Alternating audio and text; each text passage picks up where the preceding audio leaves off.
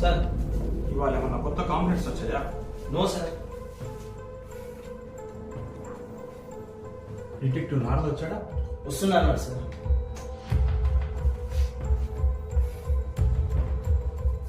రాము sir ఇవాళ morning నీకు కనిపించిన ఆయన డెడ్ బాడీ గురించి ఏమైనా డీటెయిల్స్ దొరికాయా? ఇంకా ఏమీ దొరకలేదు సార్.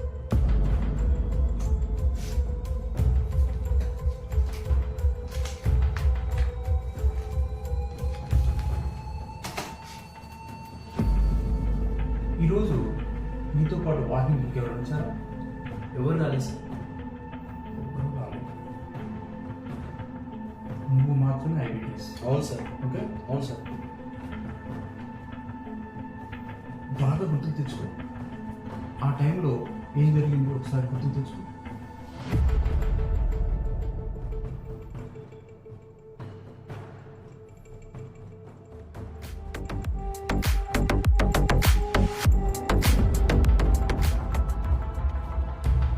సార్ సార్ ఆ టైంలో ఎక్సర్సైజ్ కంప్లీట్ చేసుకొని టాయిలెట్కి వెళ్ళాను సార్. ఇప్పుడు చిన్నపాటి శబ్దంలాగా వినిపించింది సార్. వెనక్కి తిరిగి చూసేసరికి ఎవరు కనిపించలేదు సార్.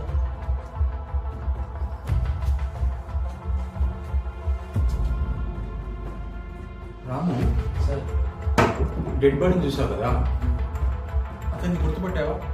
ఐ మీన్ ఇంతకుముందు ఎప్పుడైనా చూసావా? లేదు సార్, ఇంతమందికి ఎప్పుడు చూడలేదు సార్.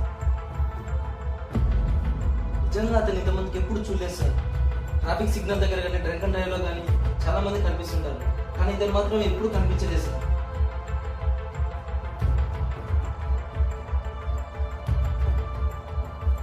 చేతిలో మొబైల్ ఫోన్ ఉన్నా కూడా కనీసం ఒక ఫోటో తీయాలన్న ఐడియా కూడా రాలేదు నాకు.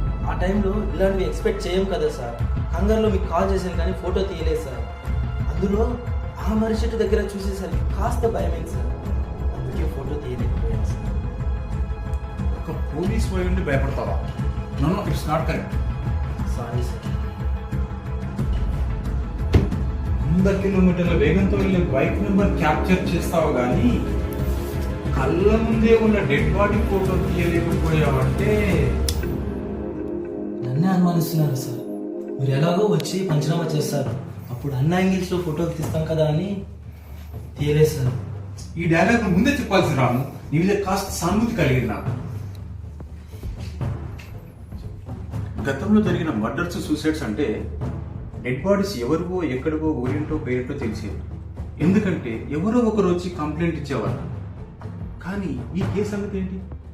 చచ్చింది ఎవడో తెలియదు, ఊరేంటో పేరేంటో తెలియదు. అసలు ఈ విషయం బయట తెలియనివ్వకూడదు. తెలిస్తే నా డిపార్ట్మెంట్ పారిపోతుంది. ఓకేనా? సరే సార్. వెళ్ళి పని చూసుకో.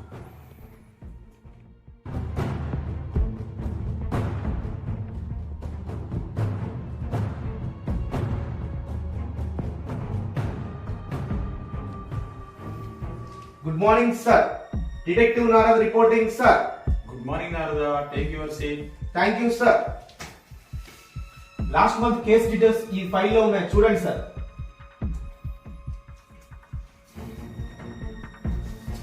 కానిస్టేబుల్ రామ్ గారు ఉన్నారా సార్? లోకల్ ఉన్నారు. Okay sir. Good morning Ram garu. మీకు గుడ్ మార్నింగ్, నాకే బ్యాడ్ మార్నింగ్. మిమ్మల్ని చూస్తా ఉంటే ఈ డిటెక్టివ్ నారదకి ఏదో కొత్త కేసు పడినట్టుగా ఉందే, కరెక్ట్? ఏం చేస్తాం, కొన్ని జీవితాలు అంతే. పాత కేసులే క్లోజ్ అవ్వక చేస్తుంటే నా ప్రాణానికి ఇంకో తలాతోకలేని కొత్త కేసు తగిలింది. తలాతోకలేని కేసా? ఇదేదో వింత జంతువు అనుకుంటా, కరెక్ట్? జంతువు కాదయ్యా బాబు, పొద్దున్నే ఒక గుర్తు తెలియని డెడ్ బాడీని చూశాను. 10 నిమిషాల తర్వాత చూసాను, మాయమైంది. డెడ్ బాడీ మాయమైందా? Very interesting case. అదొక డెడ్ బాడీ, కానీ 10 నిమిషాల్లోనే మాయమైంది. చూస్తూనే ఉండండి లైవ్ అప్డేట్స్ కోసం అని టీవీలో వస్తూ ఉంటే నేను చాలా పాపులర్ అయిపోతాను. నువ్వు పాపులర్ అవుతావు కానీ నేను సస్పెండ్ అయ్యి ఇంట్లో కూర్చోవాలి. ఇప్పటికే మా ఎస్ఐ గారు నా మీద పీకల్లో కోపంతో ఉన్నారు. నీకేమో కామెడీగా ఉంది. యూ డోంట్ వరీ రామ్ గారు, ఈ కేసు నేను చేస్తాను. చేస్తాను కదా, ఛేదిస్తాను. సారీ రామ్ గారు, ఛేదిస్తాను. ఓకే ఓకే కానీ మీరు ఈ కేసులో నాకు హెల్ప్ చేస్తే మీ పొట్ట తగ్గే మార్గం నేను చూసుకుంటాను. ఓ థ్యాంక్ యూ రామ్ గారు. ఇప్పటి నుంచి ఈ కేసు మీది కాదు, నాది. నేను చూసుకుంటాను. ఓకేనా? ఓకే. నేను ఇప్పుడు కొన్ని క్వశ్చన్స్ మీకు వేస్తాను, మీరు నాకు ఆన్సర్ ఇవ్వాలి, ఓకేనా? ఓకే. రాము గారు, ఐ థింక్ అక్కడ ఒకవేళ హత్య జరిగింది అనుకుందాం, జస్ట్ జరిగింది అనుకుందాం, ఓకే? మీరు హతుడిని చూసినప్పుడు అతడితో ఏమైనా మాట్లాడడానికి ప్రయత్నం చేశారా? నీకు ఎవరండి డిటెక్టివ్ ఉద్యోగం ఇచ్చింది? అప్పటికే చనిపోయి ఉన్నాడు, ఎలా మాట్లాడతావు? ఓ సారీ, సిపిఆర్ ఏమైనా చేశారా? చేయలేదు, ఎందుకంటే అతని ముఖం మీద గాయాలు చూసినప్పుడు రక్తం గడ్డకట్టేది. చనిపోయి చాలాసేపు అయింది అనుకొని సిపిఆర్ చేయలేదు. గాయాలు ముఖం మీద కాకుండా బాడీలో ఇంకెక్కడైనా మీకు కనిపించాయా? I mean head, heart, abdomen. కనిపించలేదు. కనిపించలేదు, ఓకే. అక్కడ మీకు ఇంకేమైనా క్లూస్ దొరికాయా? అక్కడ తాగి రోడ్డు మీద ఇచ్చిన మందు సీస మాత్రమే నేను చూశాను. దాన్ని విసిరి పడేస్తున్నప్పుడు ఆ డెడ్ బాడీ నాకు కనిపించింది. తాగి పడేసిన మందు సీసా అంటే హతుడు ఒకవేళ మందు తాగి కింద పడ్డాడు అనుకుంటా. ఐ థింక్ ఒకవేళ డెడ్ బాడీని చంపిన వాళ్ళే ఎక్కడికైనా తీసుకువెళ్ళి ఉండొచ్చు, లేదా ఎక్కడైనా పూడ్చిపెట్టి ఉండవచ్చు.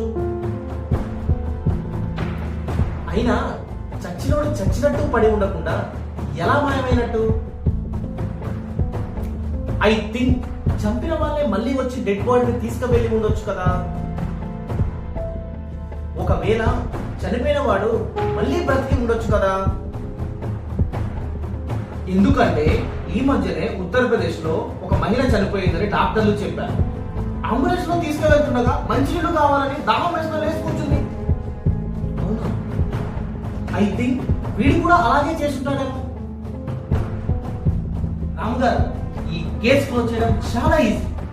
ఎందుకంటే వాడెవడో తెలియదు, ఏ పేరో తెలియదు, ఎలా ఉంటాడో తెలియదు. రాము గారు, ఎందుకైనా మంచిది, ఒక్కసారి ఆ స్పాట్కి నన్ను తీసుకెళ్ళండి. ఈ కేసుని నేను క్లోజ్ చేస్తాను. అలాగైతే రేపు మార్నింగే వెళ్దాం. Okay, done.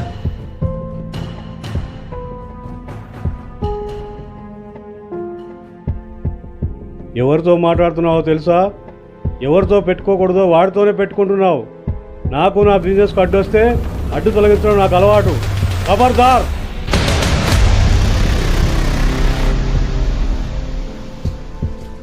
సార్ నమస్తే సార్.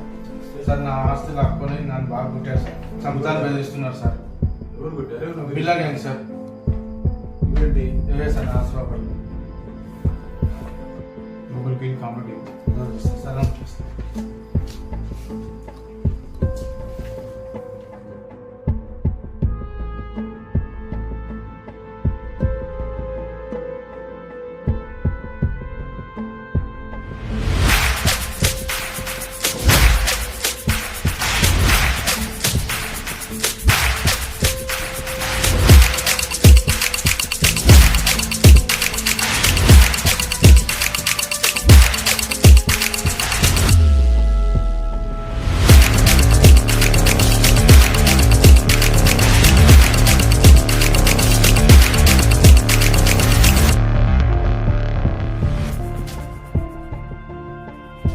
వీడి మాటలు నాకు వినపడకూడదు, వీడి ముఖం నాకు కనపడకూడదు. ముఖ్యంగా మీ డెడ్ బాడీ ఎక్కడా దొరకకూడదు. అలా చంపండి నా కొడుకుని.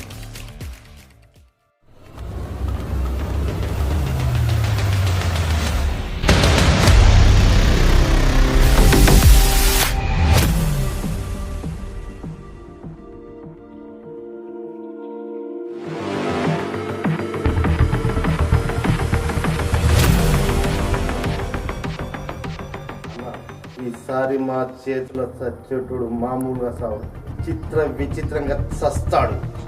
అన్నా వాని డెడ్ బాడీ కాదు కదా, చిన్న వెంట్రుక కూడా దొరకనీయం.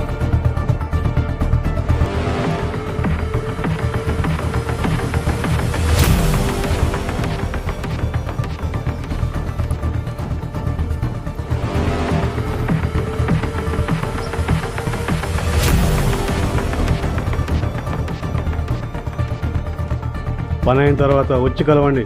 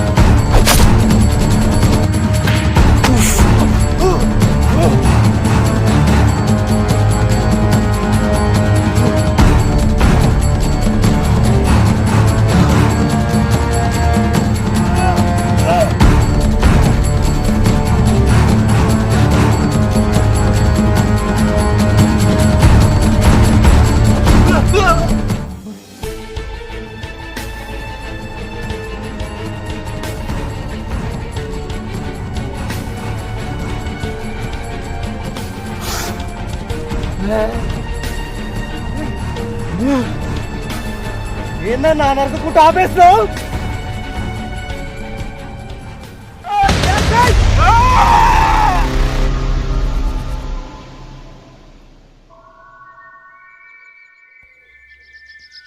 ఇప్పుడు మన కథలో ఆ దయ్యాల మర్రి చెట్టు దగ్గర మాయమైన డెడ్ బాడీ గురించి ఎంక్వైరీ మొదలుపెట్టారు మన డిటెక్టివ్ నారద మరియు కానిస్టేబుల్ రాము గారు.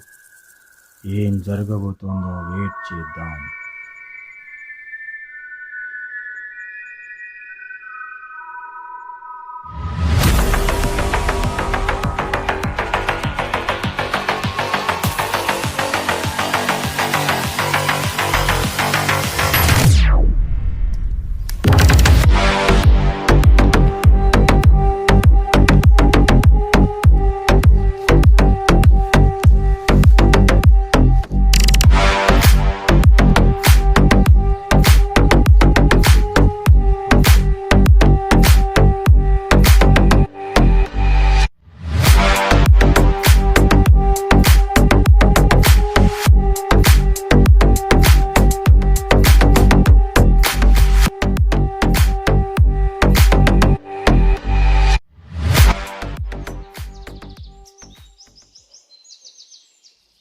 రాము గారు, మనకు దొరికిన ఈ ఐటెం ఏమిటో తెలియట్లేదు, కానీ ఇది ఇక్కడే ఎందుకుంది?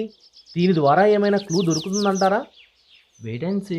మీకు దొరికిన దీనితో నాకు కనిపించిన మందు బాటిల్ ద్వారా మన ప్రయత్నం మనం చేద్దాం. అలాగే ఈ ప్రదేశంలో ఇంకేమైనా ఆధారాలు దొరుకుతాయేమో చూద్దాం పదా. సరే పదండి. ఇంకా నయం, ఆ డెడ్ బాడీకి సంబంధించి మనకు ఎవరు కూడా కంప్లైంట్ ఇవ్వలేదు కాబట్టి సరిపోయింది. లేకపోతేనా మన పరువు పోయేది. అవును సార్.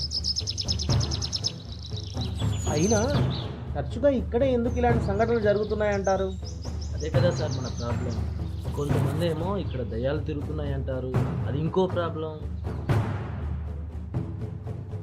ఇక్కడేదో వాసన వస్తుంది, చూద్దాం పదా. సరే పద.